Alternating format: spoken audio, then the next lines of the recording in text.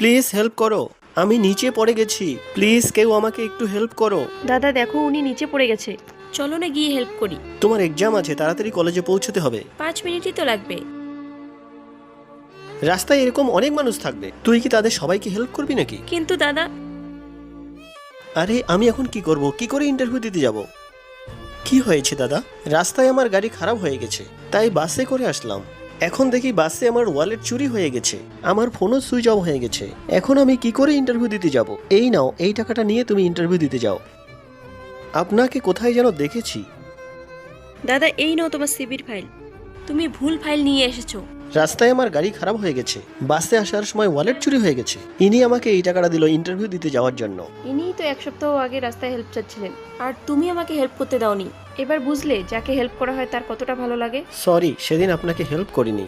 আর হ্যাঁ, এরপরে কাউকে বিপদে দেখলে অবশ্যই হেল্প করব।